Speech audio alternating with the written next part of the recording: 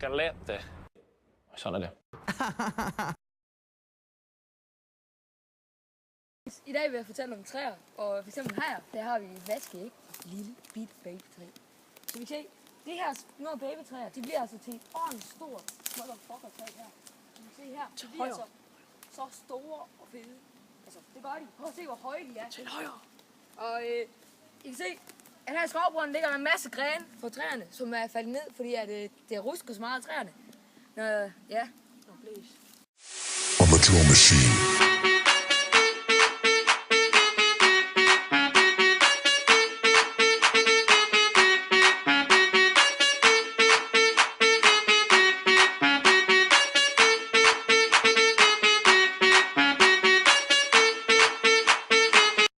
Så er vi kommet til nogle meget specielle planter, som vi gerne vil lige fortælle jer lidt om.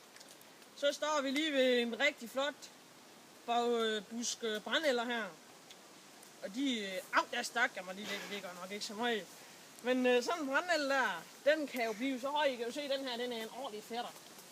Den er jo lige der 2 meter næsten, ja. Og så nogle brændenælder der, de er egentlig ikke så meget, de stikker bare lidt. Og de er jo sådan set overalt i skoven og alt det der.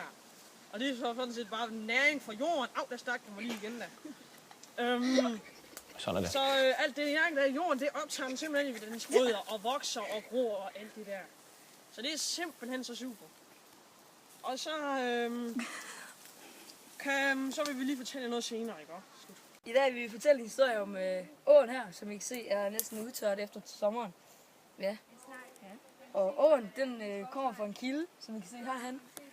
Og den fører hele vejen ned igennem skoven og ned til en sø.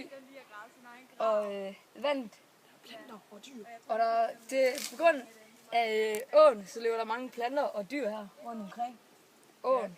Især rådyr, de kan godt lide at stå og nippe lidt til vandet, men det gider jeg så ikke lige gøre.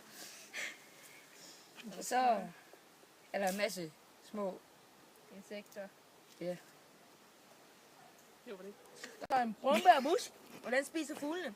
Ja, og sådan en brumbær der, det er jo rent slik for sådan nogle fugle. De elsker det saftige, og de stikker lidt i munden. Og fugle, nu deciderede fugle, de lever bare sådan set overalt. Altså de er jo både til højre og til venstre og oppe i træerne.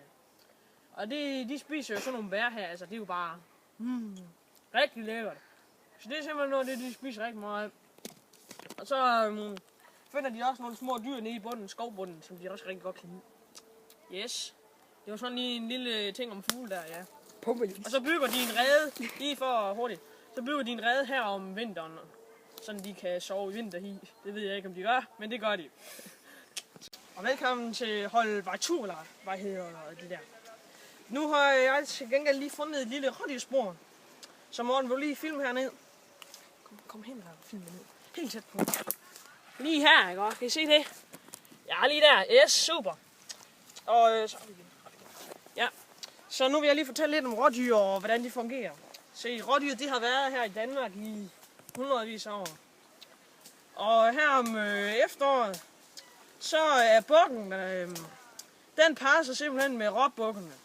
Og så får de et kid til foråret, som så vokser op og bliver sundt og friskt. Yes. Og sådan nogle rådyr, de lever sådan set overalt. I kan se her, vi har en meget fantastisk skov. Ja, så må godt lige filme rundt nu. Yes. Og ja. Så det er jo sådan lidt om rådyr, dens historie. Yes. Galette. Ja, drenge, det her det er så en vaskeægte svamp. Kan I se, den er stenhård som en eller anden sten, altså. Og velkommen til, hvad fanden er det nu?